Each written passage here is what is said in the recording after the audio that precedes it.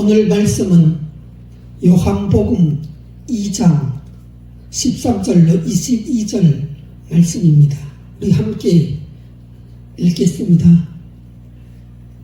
유대인의 유월절이 가까운지라 예수께서 예루살렘으로 올라가셨더니 성전 안에서 소와 양과 비둘기 파는 사람들과 돈 바꾸는 사람들이 앉아있는 것을 보시고 노끈으로 채찍을 만드사 양이나 소를 다 성전에서 내쫓으시고 돈 바꾸는 사람들의 돈을 쏟으시며 상을 엎으시고 비둘기 파는 사람들에게 이르시되 이것을 여기서 가져가라.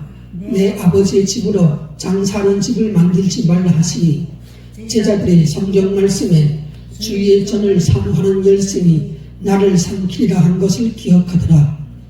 이에 유대인들이 대답하여 예수께 말하기를 네가 이런 일을 행하니 무슨 표적을 우리에게 보이겠느냐. 예수께서 대답하여 이르시되 너희가 이 성전을 헐라. 내가 사흘 동안에 일으키리라. 유대인들이 이르되 이 성전은 46년 동안에 지었거늘 네가 3일 동안에 일으키겠느냐 하더라. 그러나 예수는 성전된 자기 육체를 가리켜 말씀하신 것이라. 죽은 자 가운데서 살아나신 후에야 제자들이 이 말씀하신 것을 기억하고 성경과 예수께서 하신 말씀을 믿었더라. 여기까지 합니다. 오늘 요한복음 2장의 말씀은 성전 청결과 또 진정한 성전이 누구인가를 얘기해 주는 그런 구절입니다. 예수님께서는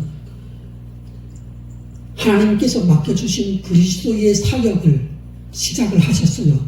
얼마 안 됩니다. 그런데 어느덧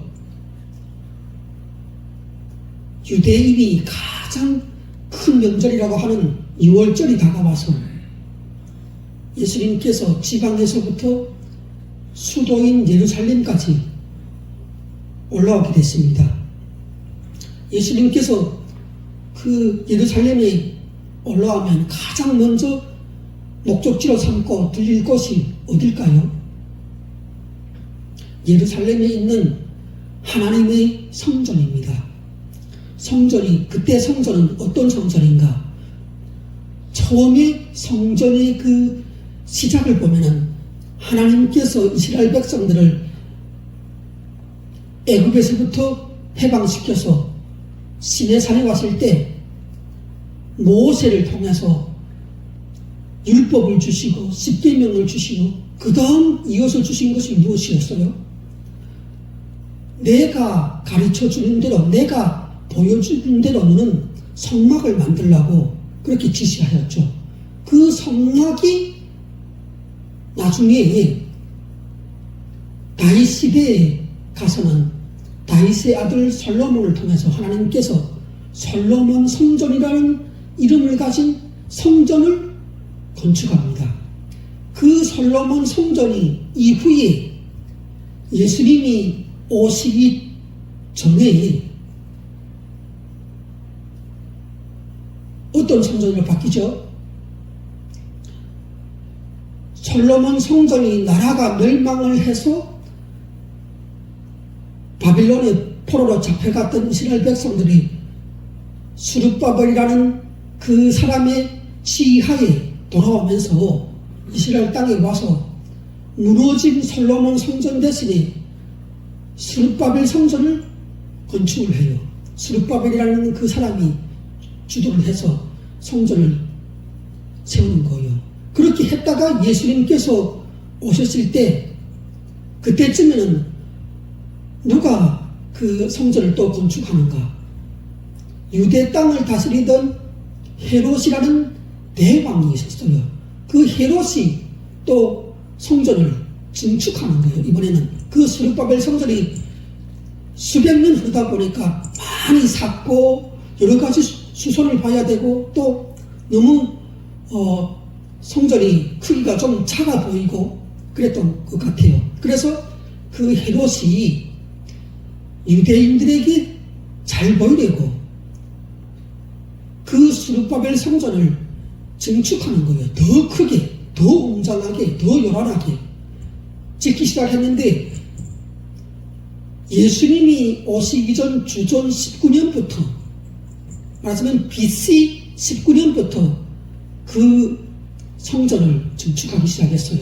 그런데 예수님이 이제는 지금 공생애를 시작을 해서 30살이 되어서 공생애를 시작하셨는데 그때까지도 지금 예수님 태어나기 한 15년 전부터 시작을 했는데 예수님께서 30살이 됐을 때까지도 성전을 짓고 있었어요.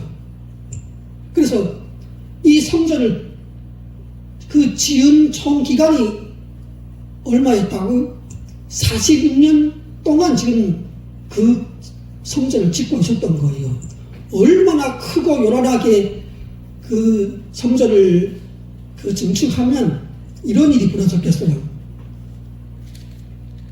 그런데 이 헤롯 성전이라고 그 사람들이 부르는 그 성전에 예수님께서 6월절이 되어서 예루살렘에 올라왔다는 거예요. 올라왔으면 예수님께서 성전 그 가까이에 가신 거예요. 왜? 하나님께 기도를 하려고 또 사람들을 만나려고 그렇게 예수님 오셨던 거예요.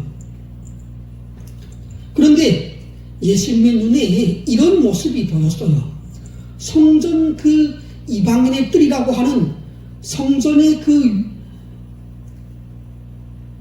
성전에 붙어서 이 울타리를 둘러싸고 있는 그런 그 성전 마당이 있었는데 거기 가서 보니까 소를 파는 사람, 양을 파는 사람, 비둘기 그 새 조롱에 넣어갖고 파는 사람, 또 돈을 바꿔주느라고 말하자면 이 돈을 바꿔주는 사람은 왜 돈을 바꿔주는가? 이스라엘 유대인들이라면 누구나가 1년에 한 번씩 성전세를 내야 했어요. 말하자면 성전을 수리를 하고 이렇게 관리를 하고 그런데 비용이 들어간다는 거예요. 그래서 이스라엘 모든 남자들은 1년에 반세겔이라는 그 돈을 성전세로 내야 했어요. 그런데 이 반세겔이라는 것이 지금 우리 그 화폐 가치로 따지면 노동자가 나가서 이틀 동안 벌어들이는 그 품삯과 맞먹어요. 예를 들어서 우리가 하루에 나가서 20만원 번다. 그러면 40만원이 될 것이고 보통 이 대한민국 그 근로자들이 나가서 일을 하면 하루에 한 25만원, 30만원 번다. 그러면 5, 60만원 될 거예요. 이 40만원, 50만원 되는 돈을 바꿔주는데 그것을 또 바꿔줄 때는 그냥 바꿔주는 것이 아니라 원래는 유대인의 구전 그 율법에 미시나라는 그 율법에 따르면 한 사람의 그 성전세를 반세겔을 바꿔줄 때마다 4%의 수수료를 받았어요. 그런데 예수님께서 이 성전에 와서 보니까 4%로 바꿔주기로 약속된 그것을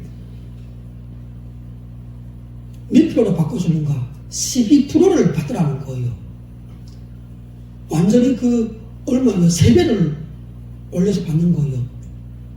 그리고 또 그때 당시에 어떻게 했는가?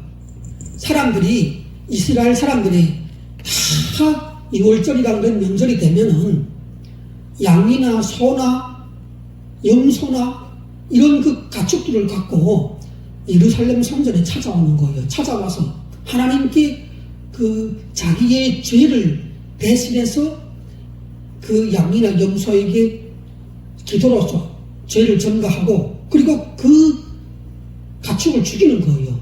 죽여서 피를 하나님께 드리고 또 그 가축의 몸은 다 이렇게 그 분리를 해갖고 가죽 따로 또 내장 따로 해갖고 그 고기나 뼈를 불을 태워서 하나님께 그 번제로 드리고 하는 거예요.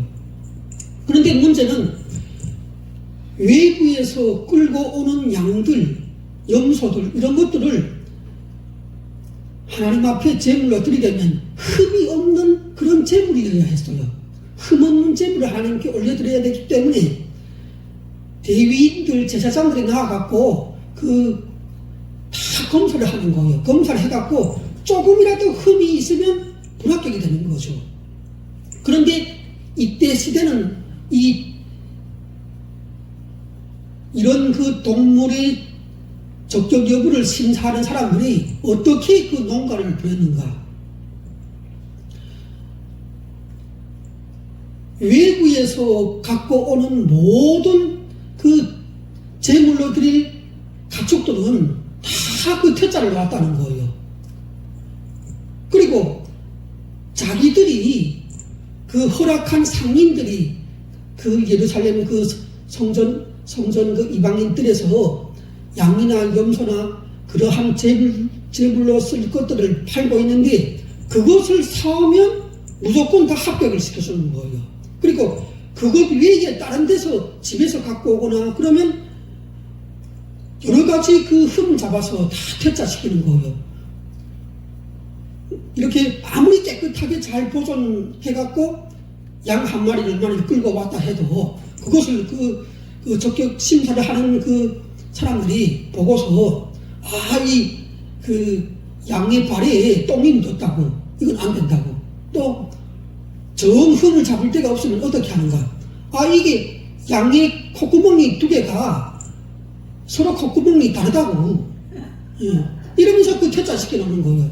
그리고 이 자기들이 허락한 자기들이 이권을 갖고 결탁해서 그 판매한 값을 나눠서 먹기로 한 그 상인들이 파는 양이나 염소나 소를 갖고 오면 그것은 군소리 없이 다 통과한 거예요. 합격시켜주는 거예요.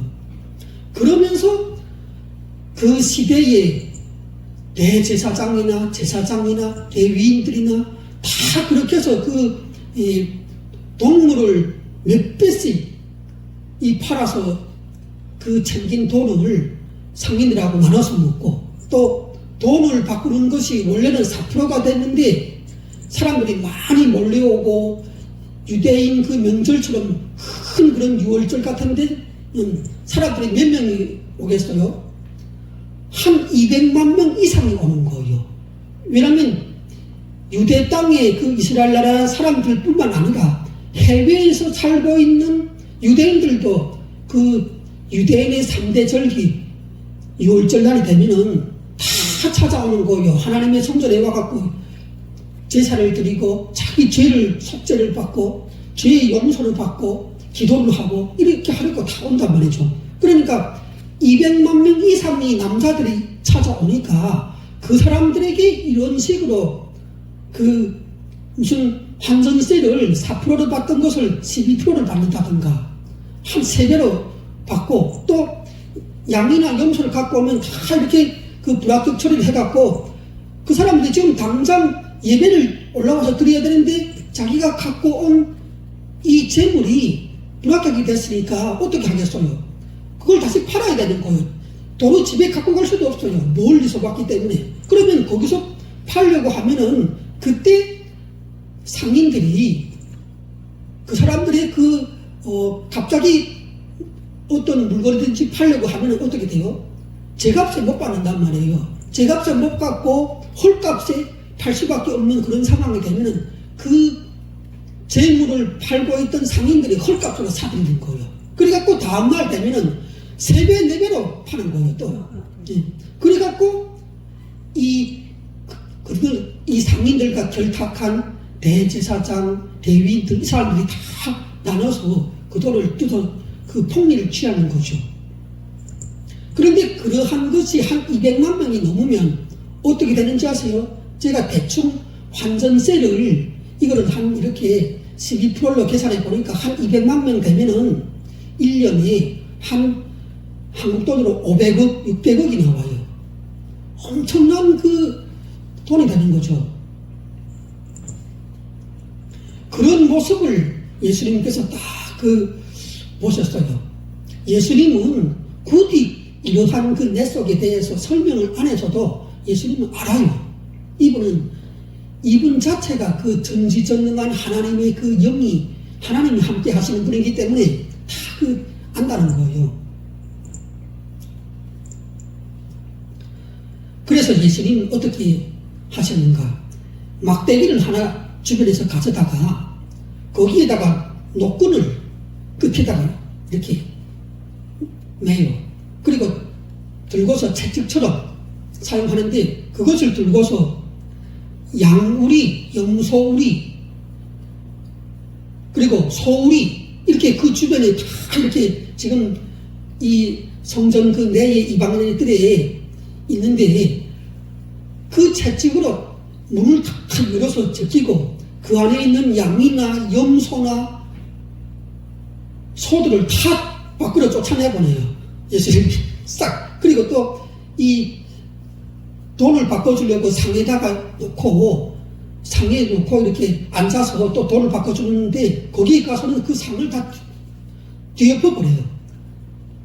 그러니까 그냥 그 말하자면 시장 바닥이 난리가 난 거죠. 웬 남자가 시골에서 올라와갖고 청년이 올라갖고 다 그야말로 그 뒤집어 버리고 깽판을 치고 있는 거예요.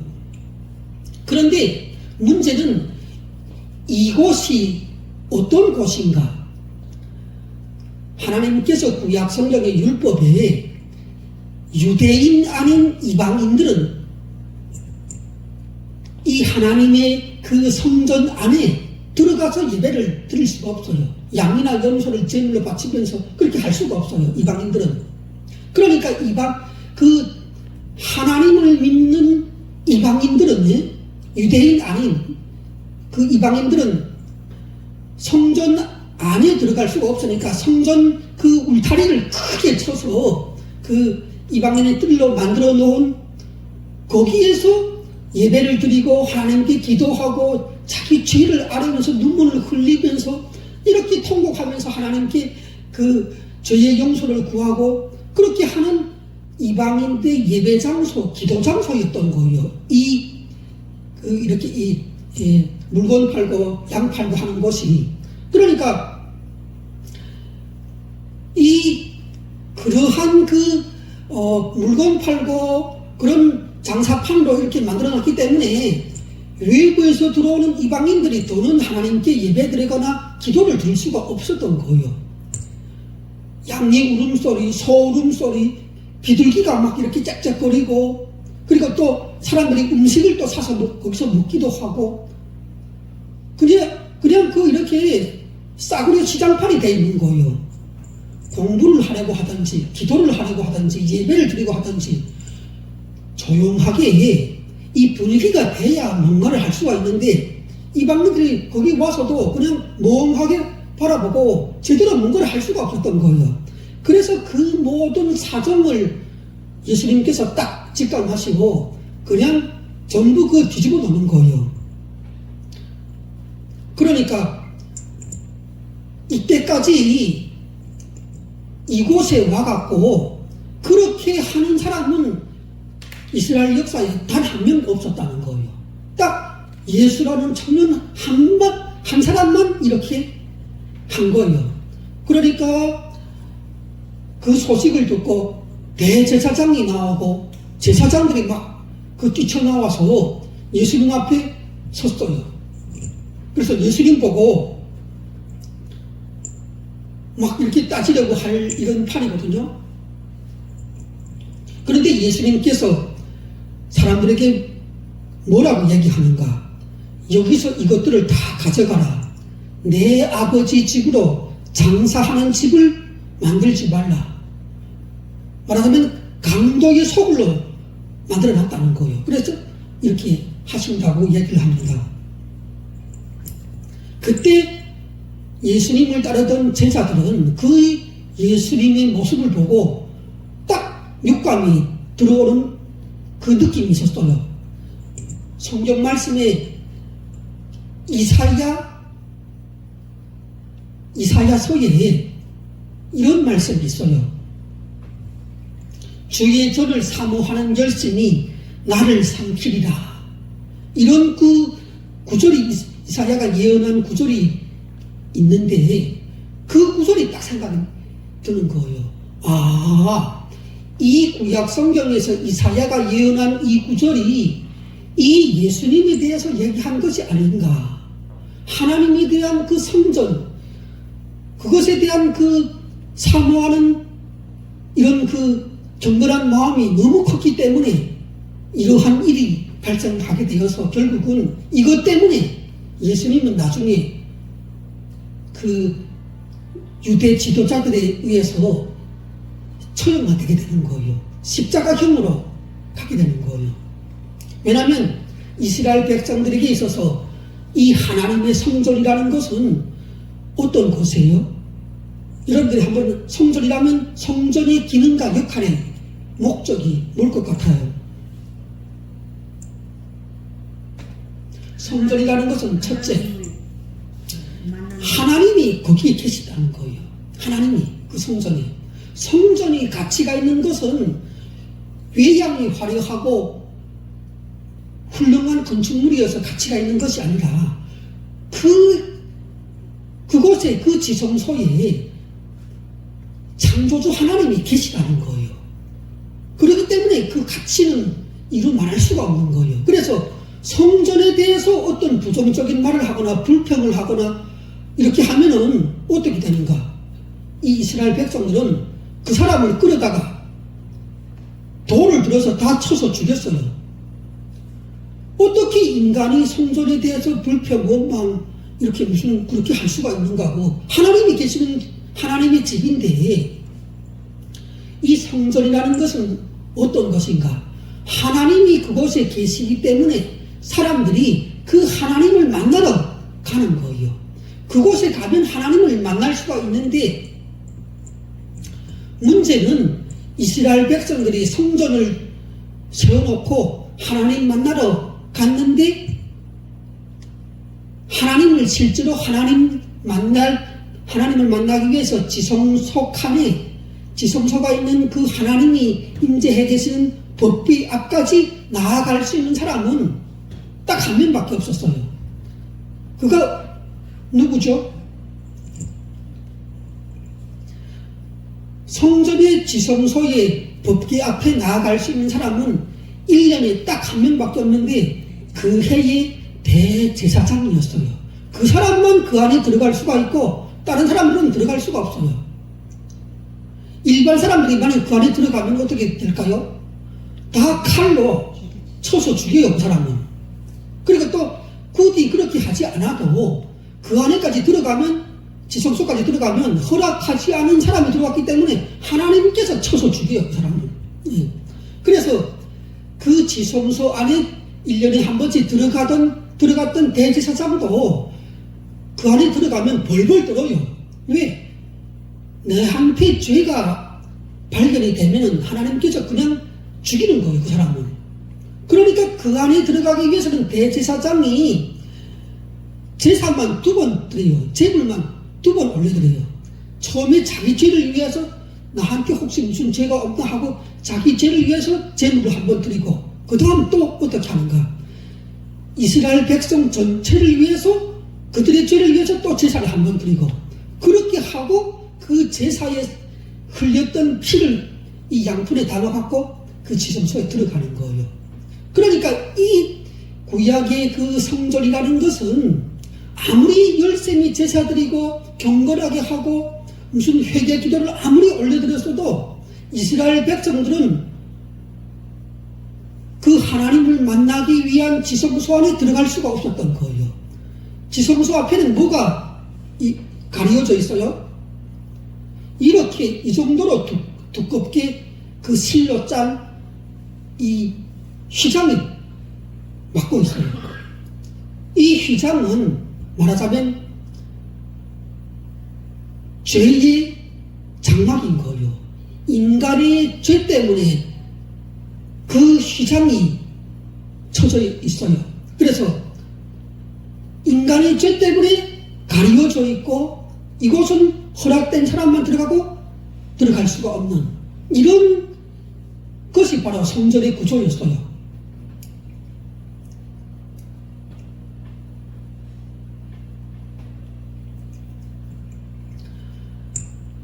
그러니까 이러한 그것이 성전인데,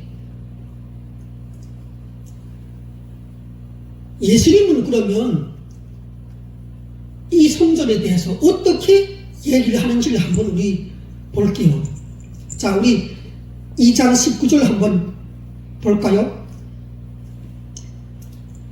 2장 18절부터 읽겠습니다. 이에 유대인들이 대답하여 예수께 말하기를 네가 이런 일을 행하니 무슨 표적을 우리에게 보이겠느냐. 예수께서 대답하여 이르시되 너희가 이 성전을 헐라 내가 사흘 동안에 일으키리라. 이렇게 얘기해요. 이 성전은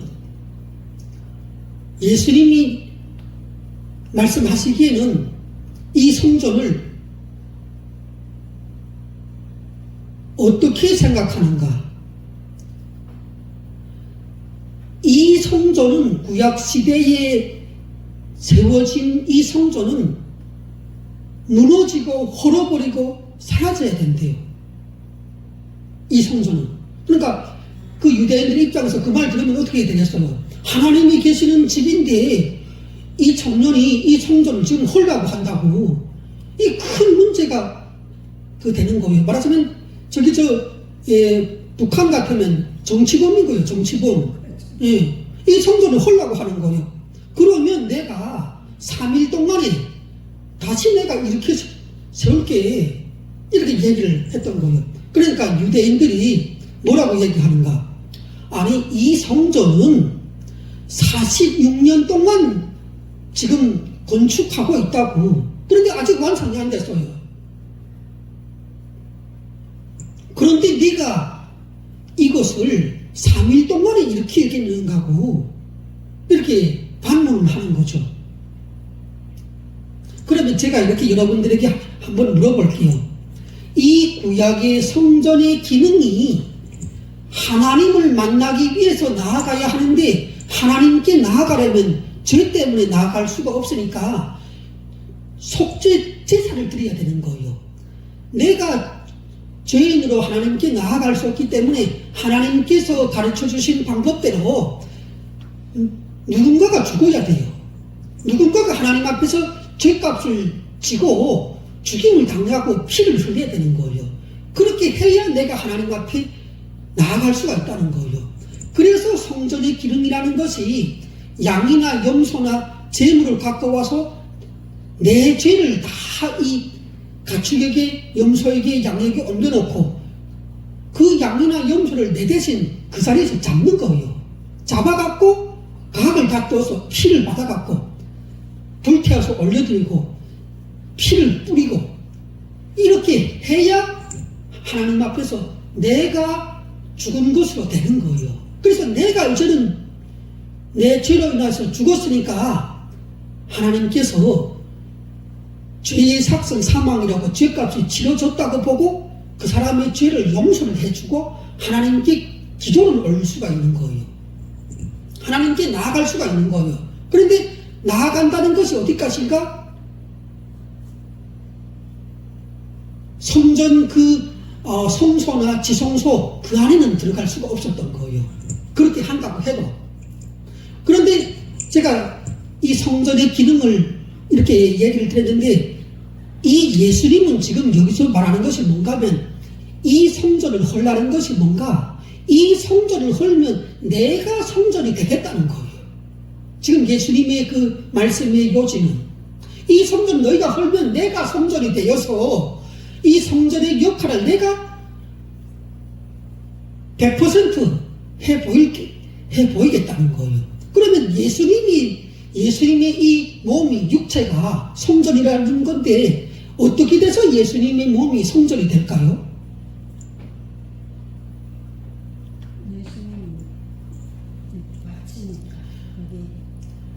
그 구약 성전의 핵심적인 그 사역이 뭔가? 인간의 죄를 위해서 제물을 하나님께 올려드리는 거예요. 그렇게 했을 때 하나님께서 그 사람이 죄가 속해졌다고, 없어졌다고, 인정을 해주시고 그 사람이 지은 죄를 용서를 해준다는 거예요. 말하자면 제물을 올려드리던 제사가 그 성전의 핵심적인 기능이었어요. 그런데 예수님께서 뭐라고 하는가? 하루도 아니고 이틀도 아니고 딱 3일만 기다리라는 거예요. 너희가 이 성전을 헐면, 그러면 내가 딱 3일만 되면은 새로운 성전을 내가 세워보이겠다고 얘기했던 거예요. 예수님이 그 이후에 십자가에 못 박혀서 죽어요. 그런데 그때 십자가에 자기 몸을 예수님께서 하나님께 올려드린 거예요. 십자가라는 그 제단 위에 하나님께 희생제물로 올려드렸다는 거예요. 그렇게 하고 죽으신 다음에 며칠 만에 부활해서 나와요? 3일이죠. 지금 예수님은 이 말을 하는 거예요. 내가 죽어서 3일 뒤에면 부활해서 나올 거야. 그렇게 되면은 너희가 지은 모든 죄악들이 내 죽음으로 인하여 이 육체가 죽고 피가 흐름으로 인하여 너희가 지금 이 성전에서 드리고 있는 동물 제사가 흠없는 인간 제사로 바뀌어서 인류의 모든 죄가 깨끗하게 지워질 거야. 그렇게 하고 나는 3일 후에 부활해서 나올 거야. 무덤에서. 그러면 제가 여러분들에게 물어볼 거예요. 구약의 성전이 더 나아요? 예수님이 말씀하시는 예수님의 육체 성전이 더 나아요? 제가 앞에 이야기했잖아요. 구약 성전은 그것은 사람이 죄를 지었는데 사람이 죽는 것이 아니라 뭐가 죽는다고요? 애꾸든 아무 잘못도 없는 짐승이 대신 그 사람의 죄로 인하여 죽었어요. 그러니까 이것은 뭔가가 잘못되어 있는 거예요. 내가 죄를 지었으면 나는 안 죽는다고 해도 최소한 다른 사람이 내 대신 죽어야 돼요. 그렇게 하면은 그러면 내 목숨값을 대신 치를 수가 있겠죠. 그런데 아니 내가 잘못한 죄에 대해서 양이나 염소를 가져다가 죽이면 이거는 서로 이 값이 맞지 않는 거예요. 그리고 또 그렇게 제사를 지냈다고 해도 이스라엘 백성들은 대제사장 외에는 하나님 앞에 들어갈 수가 없었어요. 죄의 이 벽이 막혀갖고. 그리고 또 구약의 성전이라는 것은 다른 이스라엘 나라 밖에 인류 모든 나라 사람들 다 이 이스라엘 성전에 와갖고 제사를 드릴 수가 있을까요? 없었어요. 그러니까 아무리 구약 성전에서는 동물 제사를 열심히 드린다고 해도 이스라엘 백성조차도 제대로 된 구원을 받지 못하는 거예요. 그리고 또 이스라엘 밖에 다른 나라 모든 사람들, 뭐 중국 사람들, 영국 사람들, 미국 사람, 한국 사람 다 구원받지 못하는 거예요. 그런데 예수님이 자기 몸을 제물로 해서 그 제단에 드렸을 때 이건 어떻게 되는가? 이것은 우리 인간의 나나 여러분들이 죄 때문에 동물을 제물로 드리는 것이 아니라 어떤 그 존재를 제물로 드렸다고요? 인간 제물을 하나님께 올려드린 거예요. 그런데 인간 제물 중에서도 그 인간이 또 하나님 앞에 죄를 지으면 그것은 제물로 될 수가 없어요. 그래서 하나님의 독생자를 딱 한 명을 그 예비를 해서 그 아들을 하나님께 제물로 올려드린 거예요. 이러한 제물은 완벽한 제물이요, 흠없는 제물이요, 내가 지은 죄를 또 여러분들과 온 인류의 죄를 다 그 제물 하나로서 완성이 된다는 거예요. 완벽한 제물이기 때문에 이제는 예수님이 자기 몸으로 몸으로 십자가에서 올려드린 제물 때문에 어떻게 됐는가? 이스라엘 백성들뿐만 아니라 온 세계 오고 가는 모든 세대의 그 인류가 다 예수님이 나 때문에 이 십자가에서 자기 몸을 대신 드리고 죽었구나 하는 것을 내가 머릿속에 인식하고 이분을 그리스도로 나의 구원자로 나의 하나님으로 믿고 따르는 사람한테는 다 그 제사의 효과가 가는 거예요. 우리가 지금 하나님을 만나기 위해서 우리가 지은 죄 때문에 저기 이스라엘 성전에 가서 양이나 염소를 갖고 가서 그 제사를 드리지 않아도 그냥 이렇게 맨몸에 와서 하나님께 예배를 드려도 그래도 이 예수님이 우리 대신에 나 대신에 그 제물로 드려졌기 때문에 우리의 죄는 다 속해지고 하나님으로부터 죄의 용서를 받는다는 거예요. 우리가 자, 우리 21절부터 22절까지 읽겠습니다. 그러나 예수는 성전된 자기 육체를 가리켜 말씀하신 것이라 죽은 자 가운데서 살아나신 후에야 제자들이 이 말씀하신 것을 기억하고 성경과 예수께서 하신 말씀을 믿었더라. 이 예수님께서 이 성전을 헐라 내가 3일 후에 일으키라고 얘기했을 때 그 말을 듣고 들었던 그 유대인들이 다 어떻게 생각했는가? 아, 이것은 신성모독이다. 하나님을 모독하는 거라고 생각을 했어요. 그럼 어떻게 한다고요? 돌을 들어서 그냥 쳐서 그 자리에서 이렇게 토속형에 처해도 누구도 그 문제를 삼지 않는 그런 그 하나님의 법이 있어요. 하나님을 모독하거나 하나님이 성전을 모독하면. 그런데 지어 예수님을 따르는 제자들도 예수님이 하신 말씀을 이해를 못했어요. 그런데 어느 때부터 이해를 했는지 아세요?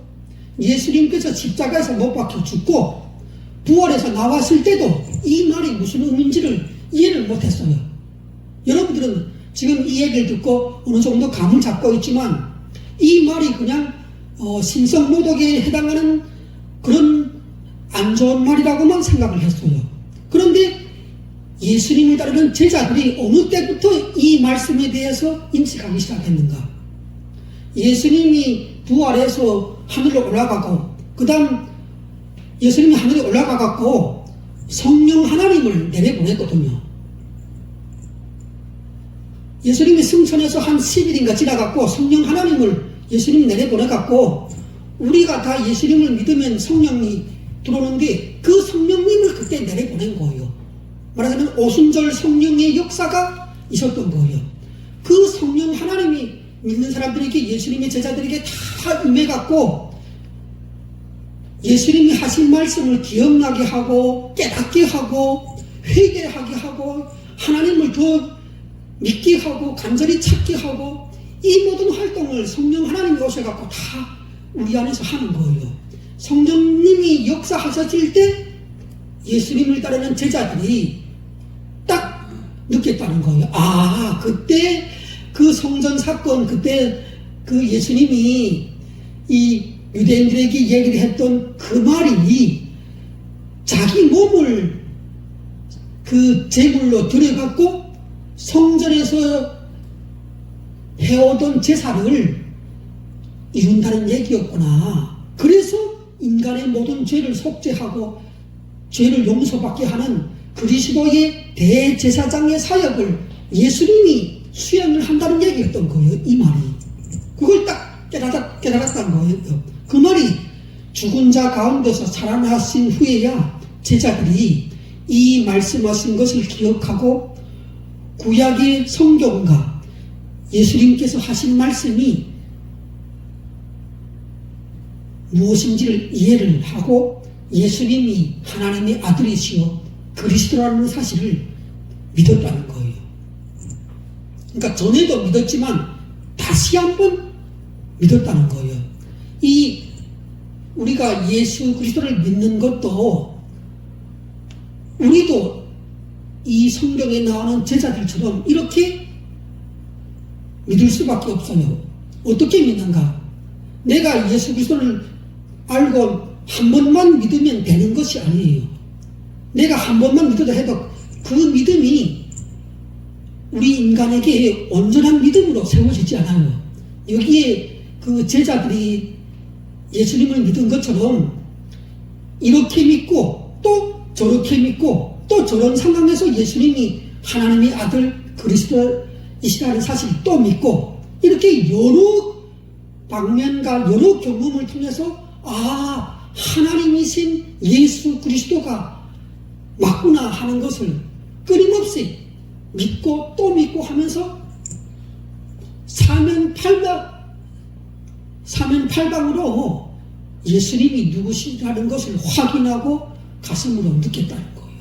우리도 이렇게 믿어야 되고 결국은 그렇게 믿을 수밖에 없어요. 단번에 완벽한 그 믿음을 가질 수가 없다는 거예요.